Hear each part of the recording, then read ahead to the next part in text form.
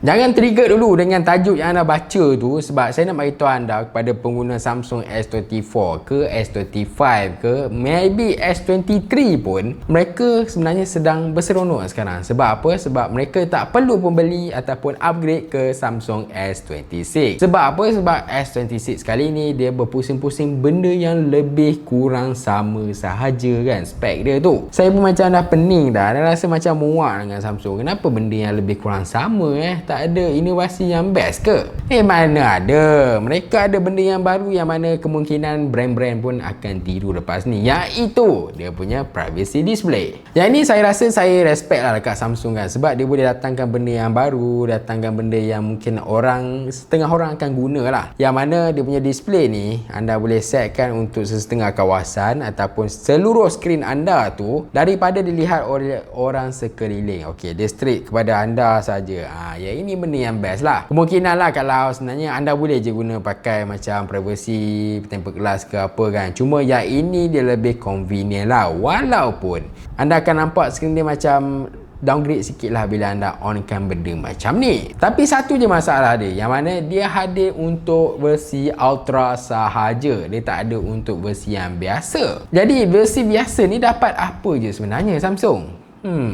Yang nipis sikit. Okey lah, kita bincang satu-satu lah. First kali kita tengok bateri dia lah. Bateri dia menggunakan 5000 mAh. Anda bayangkan dah bergenerasi, saya tak pasti 5 ke 6 generasi dah sekarang, yang mana dia still lagi stick dengan 5000 mAh. Saya tak tahulah dia trauma daripada kejadian sebelum ni kan. Yang tahu-tahulah. Cumanya saya tak nak komplain sangat tentang bateri dia, sebab Samsung ni dia well optimized sebab software dia tau. So bila dia well optimized sebab software ni, software yang sangat bagus, sangat smooth ni, jadi penggunaan bateri tu tak terlalu tinggi sangat. Benda yang bagus sebab mereka upgrade diorang punya software ni sikit demi sikit demi sikit. Jadi penggunaan bateri tu lebih lama lebih bagus, lebih lama lebih bagus. Dan di samping tu juga dengan penggunaan chipset mereka yang lagi lama lagi latest, yang mana bila lagi latest ni penggunaan kuasa dia tak terlalu tinggi sangat. Jadi 5000 mAh dia akan naik sikit.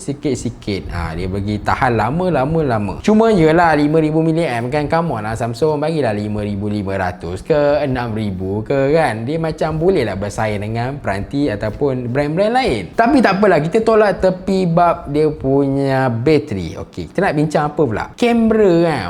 Kalau kamera pun sebenarnya lebih kurang je, dia recycle je balik. Cuma sekarang dia tukar pada aperture yang lebih kecil sikit, tak silap saya. Kalau salah anda betulkan kat bahagian komen tau. Okey, dia ubah aperture tu yang mana dia lebih baik untuk waktu bercahaya, okay? Dia dapat capture yang lebih sharp dekat sini. Itu sahajalah. Spek kamera lebih kurang sama saja dengan sebelum ni. Saya rasa sama saja, bukan lebih kurang, sama. Kalau brand lain dia dah collab dengan brand-brand kamera yang ternama kan, macam-macam lah. Tapi Samsung ni tidak. Saya ada satu teori lah, yang mana Samsung ni, smartphone dia ni, dia bekerjasama dengan Samsung tapi kamera.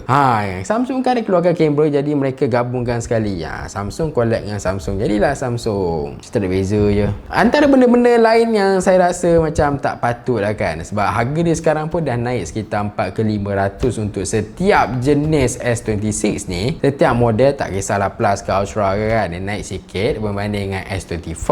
Yang mana kalau fikir balik, baik beli S25 kan. Saya ada video sebelum ni, kalau nak benda minat nak tonton, anda boleh tengok kat channel saya. Tapi ada juga benda-benda yang tak best. Contohnya S Pen dia dah kena sunat. S Pen yang sekarang ni, yang latest ni, dia tak support dah Bluetooth tau. Kalau dulu boleh Bluetooth, boleh guna dia punya pen tu untuk kawal kamera dan sebagainya. Sekarang dah tak boleh. Dia just satu pen, hanya sebatang pen biasa. Dan satu benda lagi yang nampak gaya orang marah lah. Saya tak kisah benda ni, tapi nampak gaya ramai sangat marah sebab dia dah sekarang gunakan aluminium. Okey, first kali lah, kalau tanya saya, pendapat saya, aluminium ni satu benda yang bagus tau. Sebab bila anda main game ke, anda guna smartphone anda ke, aluminium ni akan cepatkan keluarkan haba, iaitu yang bagus. Cuma orang tak suka sebab sebelum ni Apple gunakan titanium kemudian ke aluminium. So macam Samsung macam, "Oish, aku still lagi titanium."